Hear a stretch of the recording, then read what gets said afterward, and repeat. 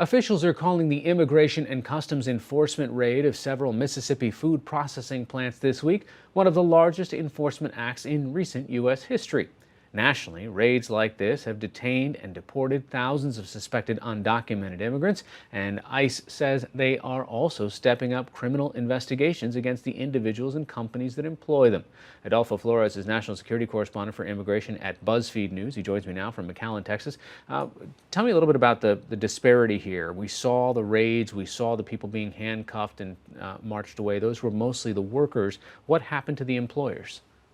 So far, nothing has happened to the employers, which is something that immigrant advocates have been pointing out. Is 680 people were detained, hundreds of them are still in ICE custody, and the bosses or the employers who hired them haven't, been detained or really faced any consequences yet.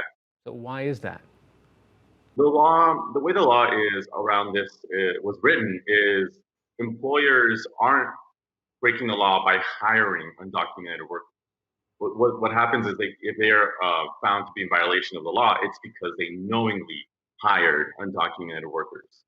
It's a knowingly that's tough to prove for prosecutors, and so that takes more time. And not only more time, it makes it harder for them to prosecute. So some people would, say that the immigrants are the low-hanging fruit, whereas the employers are tougher to get, and more often than not, they don't really face any criminal charges. Fines, if anything. Well, what are the advantages that an employer has to hire undocumented workers?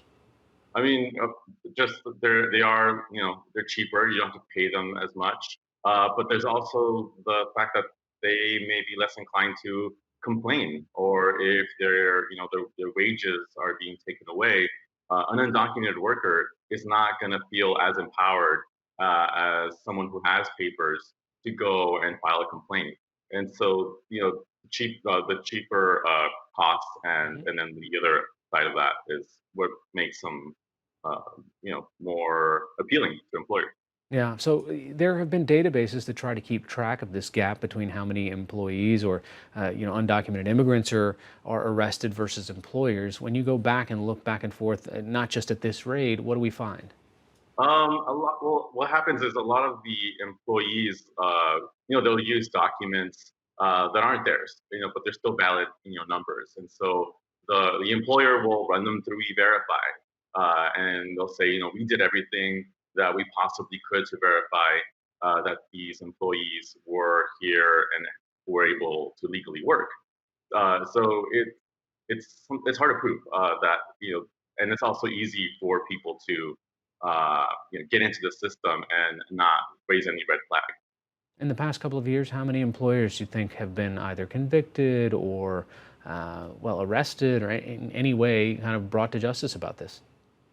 There was an analysis done by Track at Syracuse University that looked at the number of prosecutions against employers, and they found that from April of 2018 to March of 2019, only 11 individuals, not companies, were prosecuted for hiring undocumented workers. At the same time, during that period, more than 120,000 undocumented immigrants were charged for illegal entry or illegal reentry.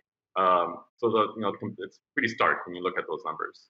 All right, Adolfo Flores from BuzzFeed News joining us via Skype from McAllen, Texas tonight. Thanks so much. Thank you.